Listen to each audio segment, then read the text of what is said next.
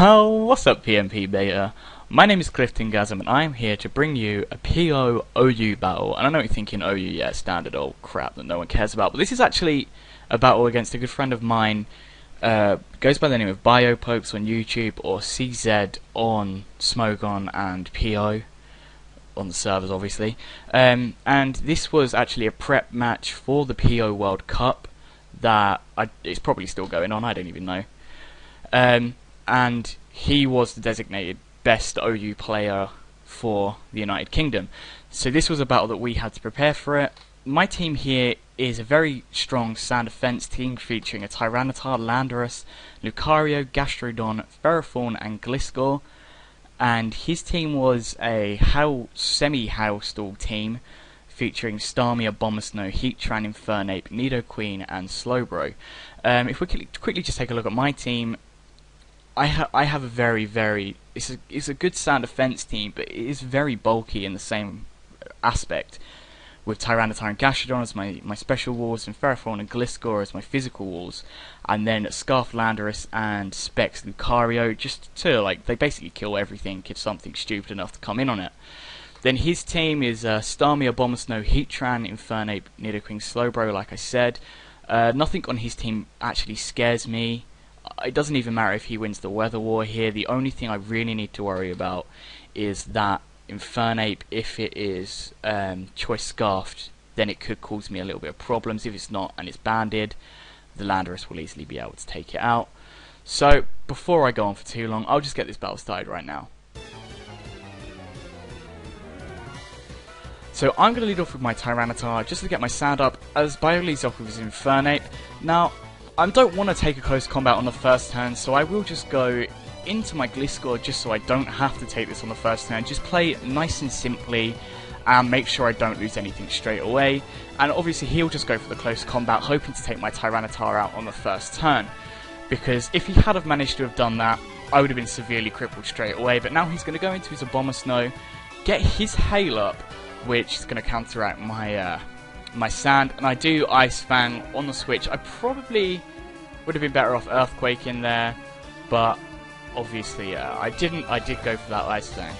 So I'm going to Protect just to scout out to see what exactly he's got, see a few moves, and I do see the Leech Seed, and this makes you think, right, Abomasnow doesn't usually carry Leech Seed and Wood Hammer, so I will now, knowing the Wood Hammer's probably not going to come, I can go into my Tyranitar and either just take this Leech Seed to get my Sand up, or just take an Ice Shard or a Blizzard, because Ice Shard wouldn't do much to me, and I'm especially defensive Tyranitar, so Blizzard wouldn't have done either, and there was a possibility that it would have missed because of Sandstorm.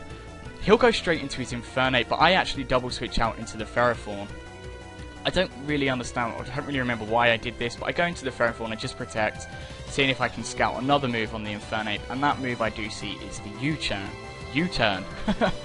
He's now going to go into his Heatran, and I'm going to go for the Stealth Rocks, knowing that U-turn wouldn't actually do anything to Ferrothorn, even if he was banded.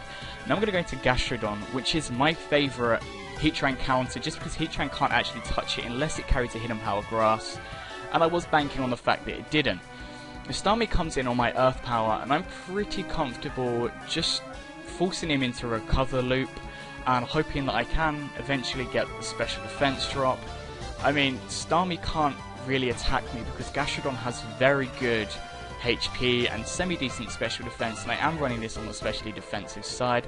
So obviously I'm just fishing for the Earth Power Special Defense drop, and he does manage to go into his Abomasnow here freely, and obviously the Earth Power won't do anything, because Gastrodon doesn't actually have any form of, physical attack unless you come in on a water move. I'm going to go into my Tyranitar here, however, because I think, no Wood Hammer, I can easily do this. But he does manage to catch me with that Wood Hammer, and I kind of didn't think that Abomasnow would carry Wood Hammer with Leech Seed. I don't really see that. But there, I did see it, and now I'm just going to go into my Lucario. He's going to fear the physical close combat, and I actually managed to catch this Nidoqueen in, predict it to come in, and get it with a Hidden Power Ice. Fairly confident I can kill it with the next one, so I will just go for it again, because obviously I'm locked into the Hidden Power Ice, and there's no point in me switching out at all. So I can't do anything to the Slowbro with a Hidden Power Ice. I'm going to go into my Ferrothorn, just because Slowbro doesn't genuinely like Ferrothorn unless it manages to get a Scald Burn, like he does, which is very unfortunate for me. Now, I'm kind of thinking, oh, he might go into Heatran here, but I don't want to risk it. I do want to get this Slowbro, so I just go for a Power Whip. Obviously, because I'm burnt and it's like 4 times resisted or something, it's not going to do anything anyway. So I'm just going to Protect here. I can scout some moves. I know it's kind of hurting me a bit because I'm getting more burn damage than I am going to be getting Leftovers Recovery. But it's nice to be able to scout what move he's going to go for, and he probably will go for the same move again. But he doesn't. He does go for the Earth Power, but obviously Gastrodon isn't going to. She's just going to laugh that off because it's not going to do anything to him. The Slowbro comes in on me, and I go for an Ice Beam. I kind of was expecting the Abomasnow to come in again, and it would have been nice to hit that with an Ice Beam. I'm trying to think, what can Slowbro actually do to me here? As he goes for a Psychic, unless he gets a special defense drop, I can just recover off any amount of damage that he does to me. So I'm not really scared, so I will just fish for a burn and stay in, and I don't seem to be getting much hacks at all against him, and he does slack off there, which doesn't really bother me because I get an extra bit of Leftovers Recovery without taking any damage. And here, I go for that Scald again. It's going to do a nice chunk to the stomach, and I do get the burn eventually. And obviously I'll get that extra bit of Leftovers Recovery, and now I know that with the burn, even if he starts recovering, eventually he's going to start taking more damage than he can recover off because of the burn and the Sandstorm. So I'm feeling fairly confident. The Starmie can't actually live another turn, so he will just Rapid Spin away the rocks. I kind of feel like it was a little bit of a misplay coming in on the Gastrodon in the first place, but there's nothing they could do about it. Finally, he decides to come in and take my weather away from me, and he goes for the Leech Seed, expecting me to switch. I just wanted to go for the Ice Beam to see how much damage I could do, but apparently I can't do anything to this Abomasnow because Abomasnow is fairly bulky, and like I said before, Gastrodon can't really do anything to any single poke unless it's coming on a grass move. I know the Wood Hammer's coming, so Ferrothorn is my best switch, and I can just hit it with a Gyro Ball if he does decide to stay in. And here he goes for an Ice Shard. I don't know why. He probably would have been better off switching out or going for the Wood Hammer because it... Actually, no, the Ice Shard was a better play for him. It would do more damage. And I do take him out with the Gyro Ball. The Nidoqueen comes in. It's going to start setting up some Toxic Spikes. Not really bothered by it. But this burn is actually starting to hurt me now because if I wasn't burnt, I would have been able to take the Nidoqueen down then. And I would have felt a lot better.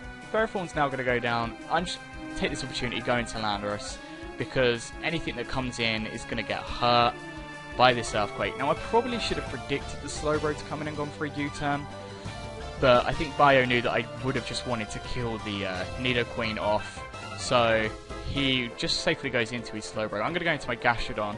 I'd much rather have only one layer of poison up on the Gastrodon than 2, because having a poison Gastrodon is a lot nicer than having one that's badly poisoned. His Earthquake isn't going to kill me like he thought it would, and I will be able to kill that off with an Earth Power. I'm looking kind of strong, but this Infernape, because there's no rocks now, it does come in and seizes the opportunity just to finish off my Gastrodon. I left my Gastrodon in to die. I didn't want anything to come in and take this incoming close combat. I'm now going to take the opportunity to go into Gliscor, and what do I do here? Yeah, I go for the Earthquake. It would have been nice to have hit that Infernape. I'm trying to play very safe around the Infernape, just because taking it down will do me a lot more good than letting it run around and hurt my team. I do manage to Toxic the Slowbro, because I know I can live a Scald, or at least I was fairly confident I could live a Scald. And a Toxic Slowbro is a very nice thing to have in front of you, because you can easily stall it out. Here I Earthquake, just to sack the Gliscor. I think I probably should have protected just to get another turn of toxic damage on it and then sack the Gliscor. I misplayed that quite badly. My Landorus comes in, I'm just going to U-turn away. I wanted Landorus to kill the Slowbro, but now I'm going to have to go into my Lucario and take the Scald here, which I don't really appreciate. But it's not going to do me much damage anyway, because the Slowbro will die to the Toxic. And now that just leaves his Heatran and his Infernape. I can easily go for an Aura Sphere here. I was kind of hoping it would kill, but it doesn't. And the Lava Plume will finish me off. I'm thinking, right, Infernape's banded, I've won this. Infernape's Scarf and got Hidden Power, I've lost. So I go into Landorus, the Earthquake will easily kill off the Heatran. Heatran goes down, now it's 1-1, and he sends in his Infernape, and I'm like, okay, please, no Scarf, and no, there's the Scarf there, and the Infernape does take me down.